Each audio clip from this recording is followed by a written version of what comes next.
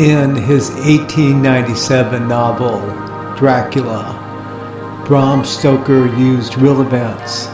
The name came from a Transylvania monarch, Dracula, and the vampire descriptions from Eastern European folklore. These characteristics match with ancient shapeshifter accounts.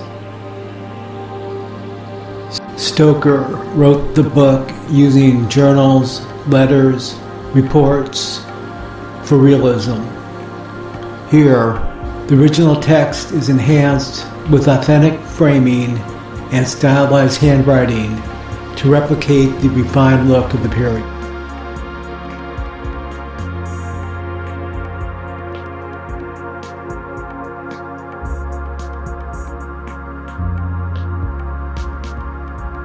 Left Munich at 8:35 p.m. on 1st May, arriving at Vienna early next morning. Should have arrived at 6:46, but train was an hour late. When Jonathan Harker starts his journey to Dracula's castle, he keeps a journal of the trip. The night before leaving, a dog is howling outside his hotel window. This is the beginning of Stoker's inferences, alluding to the shape-shifting characteristics possessed by vampires. I did not sleep well, though. My bed was comfortable enough, for I had all sorts of queer dreams. There was a dog howling all night under my window. Then, far off in the distance, from the mountains on each side of us began a louder and a sharper howling. That of wolves, which affected both the horses and myself in the same way. For I was minded to jump from the carriage and run, whilst they reared again and plunged madly, so that the driver had to use all his great strength to keep them from bolting.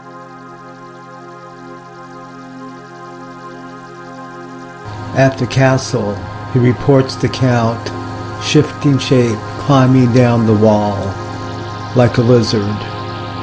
Stoker also writes about other unexplained activity, implying that there is more going on.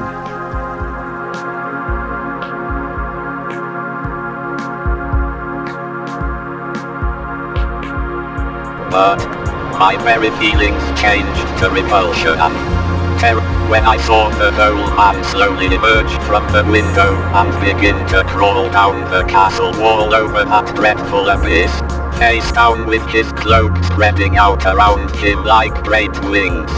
At first I could not believe my eyes.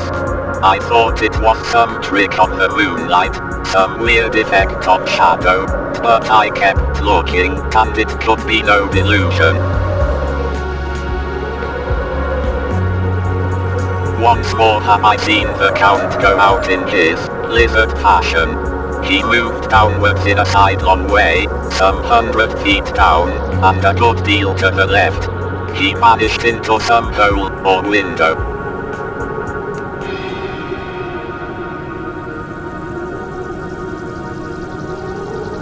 Stoker knew how to exploit the fear of the unknown. The plot preyed on the fear of foreigners, the terror unleashed by escaped wild animals, and finally, the disconcerting horror of being methodically stalked by an undead shapeshifter.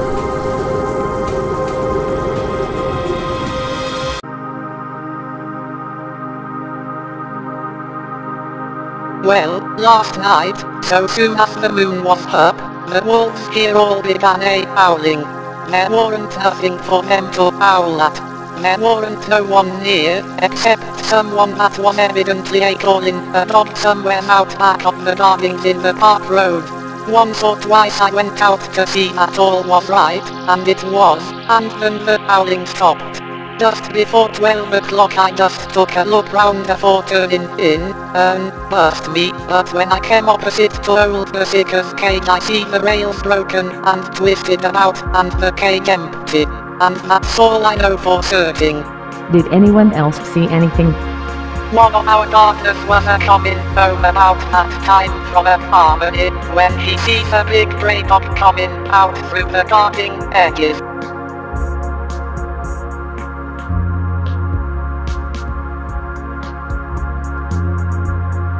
He can, within limitations, appear at will when, and where, and in any of the forms that are to him. He can, within his range, direct the elements, the storm, the fog, the thunder. He can command all the meaner things, the rat, and the owl, and the bat, a moth, and the fox, and the wolf. He can grow and become small, and he can at times vanish and come unknown. Dracula is said to control the elements, command the weather, and shapeshift into almost any other creature. This has been reported since the ancient Greeks and Egyptians, long before the fictional tale of Count Dracula.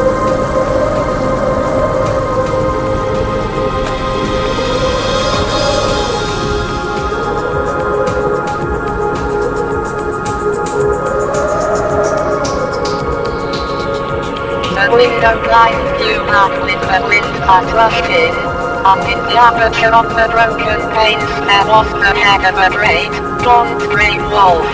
Mother cried out in affright, and struggled up into a sitting posture, and clutched wildly at anything that would help her.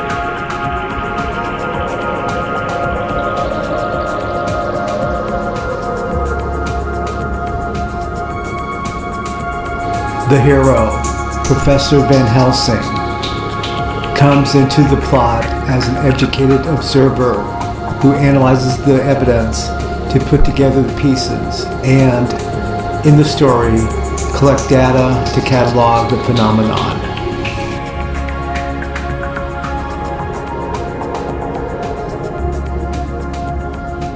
He is cunning, as I know from Mr. Jonathan and from the way that all along he have fooled us when he played with us for Miss Lucy's life, and we lost, and in many ways the undead are strong.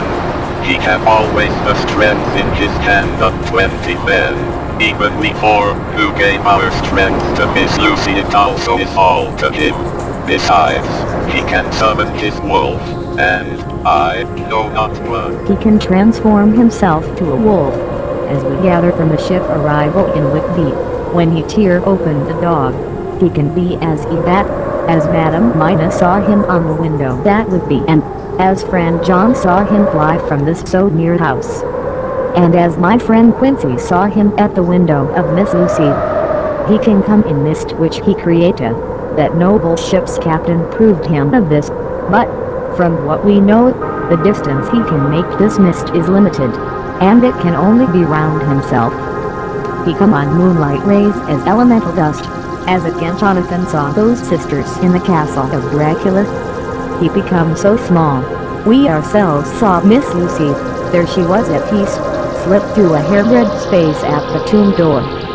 He can, when once he find his way, come out from anything or into anything, no matter how close it be bound or even fused up with fire. Solder you call it. He can see in the dark, no small power this, in a world which is one half shut from the light.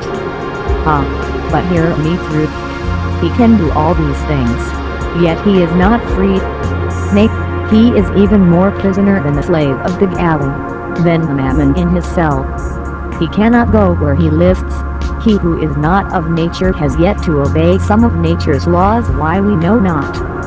He may not enter anywhere at the first, unless there be someone of the household who bid him to come, though afterwards he can come as he please. His power ceases, as does that of all evil things, at the coming of the day. Only at certain times can he have limited freedom. If he be not at the place whither he is bound, he can only change himself at noon or at exact sunrise or sunset.